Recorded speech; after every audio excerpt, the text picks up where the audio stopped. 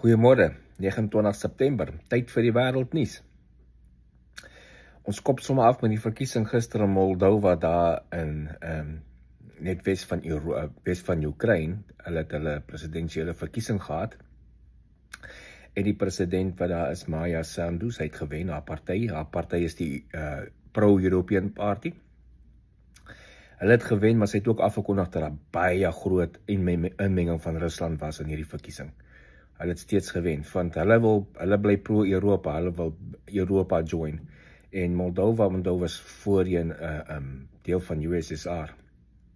Daar is 'n rede hoekom die Russe kwaai ingemeng het daar, want hulle probeer daar ons goedgesind kry aan die Ruslandse kant, sodat hulle kan hulle kan beheer kry oor Moldova ook, en hulle in die weste kant van Europa beheer. Dit help hulle met daai omgewing. Maar wat die geval is, hulle het gewen en hulle bly pro-European op die oomblik.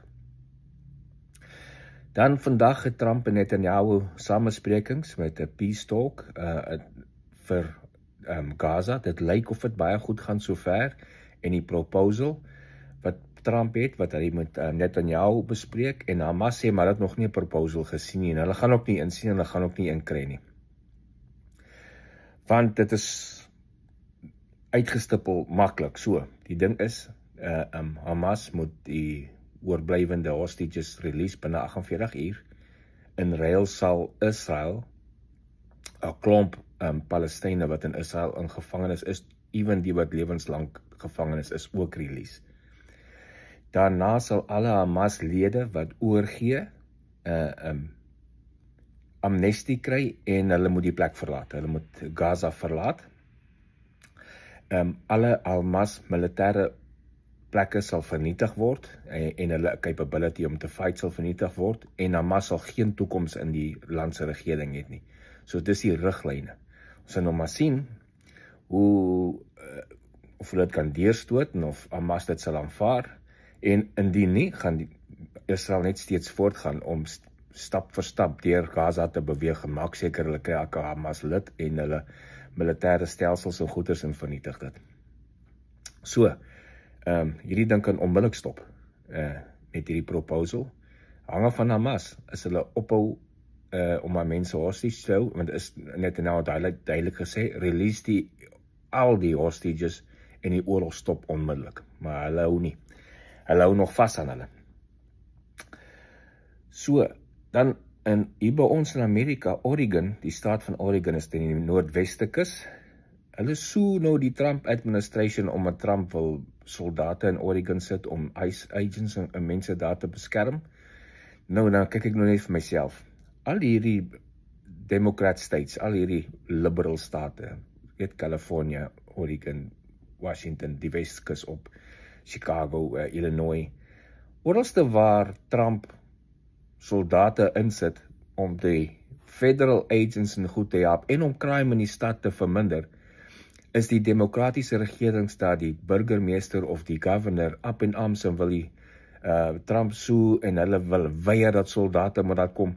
So dit lyk my, hulle wil hê, daar moet crime in hulle stad wees. Hulle wil hê, want hulle soek net nie Trump se mense nie. Nou wat hulle nie verstaan nie, wat ek ook nie verstaan nie. Trump stuur nie soldate van, as jy dit doen, activate jy die National Guard. Die National Guard is soldate soos ek, weet, wat ook hulle eie land in hulle eie plek wil veilig hou, maar hulle governors wil keer dat die soldate die polisie moet help. En die polisie ook, allerlei plekke se polismagte versoek die hulp van die soldate af. Want hulle is hulle te min, maar is die governors en die burgemeesters, die Democrat ones. Want hulle wil nie hê die soldate moet gaan help die polisie nie, en dan gaan crime vinnig en baie ver afkom, en dan embarrass die soldate of die Trump administrasie, gaan hulle embarrass dat skielik in hulle wys, crime kan laag wees in die plekke en verminder word. So, ek verstaan nie hierdie Democrats nie, regtig, hierdie liberals, hulle koppe is nie lekker nie. So as jy in die belangstel in die refugee-program en die kom hier na toe, kyk maar waar is die Democrat state, en as ek jou kan raad gee, bly maar ver van hulle weg. Behalwe as jy ook liberal is en jou van seker, is dit fyn. So, Russia het gister een van die grootste attacks van die geskiedenis van hierdie hele oorlog op Oekraïne gedoen, aerial attack, meer as 600 drones en missiele. En daar is jou antwoord. Daai flippend siek dictator Putin wil nie ophou met die oorlog nie. Hy stel nie belang in peace talks nie, hy stel nie belang in 'n ceasefire nie, hy wil die hele Oekraïne hê soos wat hy van die begin af wou gehad het. En dis nou net baie duidelik. En nou is hy besig met talks tussen Amerika en Oekraïne, en dit lyk my die deal gaan deurgaan dat Oekraïne gaan 90 biljoen se wapens koop by Amerika, en hulle obviously gaan die support, die geld kry van die European Union, van NATO land af, en dan gaan hulle wapens koop, en hulle talks is nou dat alle wapens restrictions verwyder moet word, sodat hulle wapens kan gebruik so ver as hulle wil in Rusland in. Hierdie is duidelik, Putin wil nie einde nie, hy soek die hele Oekraïne vir homself, en dan is gaan net nie die einde wees, en daarna wil hy verder gaan, soos wat hy al gewys het, hoe vlieg hy in, doen toetse in ander lande van sy lugruim in. So dis die hoofnuusste vir vandag, en dan gaan ek van vandag af 'n nuwe ding add by die nuus, en dit is bietjie die history op hierdie dag, wat het op hierdie dag gebeur in die geskiedenis. Ek hou daarvan altyd om te kyk in die verlede op hierdie dag. So kom ons begin so ver terug. 1789 het die US Department of War het hulle die regular army ge-establish, met net 'n paar honderd soldate. So die eerste PF's hier in Amerika, die Amerikaanse weermag, die eerste PF's is gevorm vandag in 1789 met net 'n paar honderd soldate. Hulle is nou die regular army. Voor dit was die militias en jy weet part-time army, en daarna en nog steeds en daarna, en het so gebly. Maar die active duty, die US military active duty het actually begin aan vandag 1789. En onthou, dis nie die begin van die weermag nie, die weermag was al hierso, different forms, maar hy was die active duty, het begin op hierdie dag. Dan op 1829 het Londen die Metropolitan Police of London, of die Met wat hulle dit noem, het hulle ge-established, dis wat die Metropolitan Police van London ge-established. Daar was politiedienste voor die tyd in Londen, al die jare voor die tyd, maar hulle die officieel Metropolis vir die eerste hele Metropolitan Area, 1829. Dan 1885 het die eerste publieke electric tram in die wêreld begin ry daar in Blackpool in Engeland. So kan jy dink, 1885, die elektriese tram, want toe hulle toe ons klein was daar in Pretoria, was daar elektriese trams gewees, wat in Pretoria in die strate afgery, hier in die 70s, in die 60s en die 70s. So die heel eerste ene is al in 1885 daar in Blackpool in Engeland begin. Een interessante ding, 1907, vandag 1907 is die cornerstone gelê vir die Washington National Cathedral, daai mooi groot cathedral in Washington DC, en hy is in 1907 is die cornerstone gelê, en op hierdie selfde dag, van 29 September, in 1990 is construction completed, so 83 jaar gevat om my hele cathedral te bou. Ek was by die cathedral, dit is regtig 'n mooi gebou, kom van ver af sien.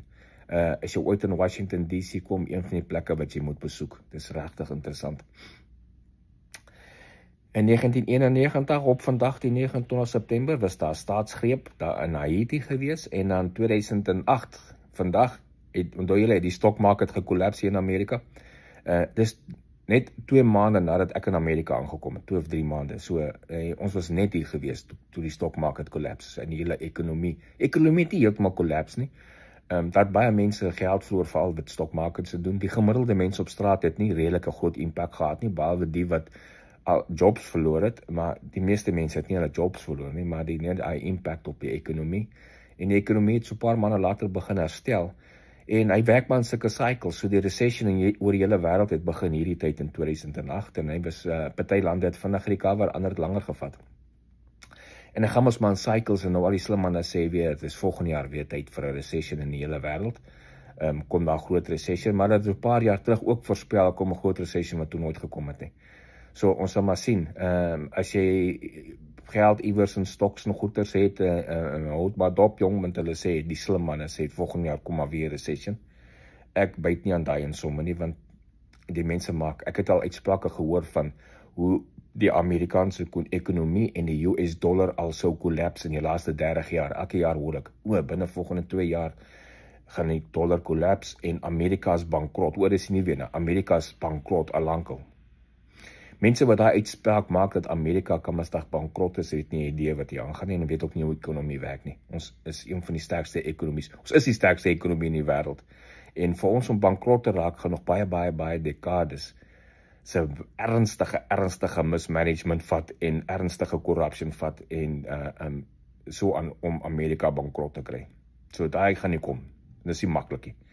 Maar dis dan al ons nuus vir vandag. Ons kyk weer môreoggend na 'n nuwe nuusberigte môre en ek dink mense sal seker geniet hierdie on this day history ding ook wat ek bygevoeg het. Baie dankie, geniet die dag.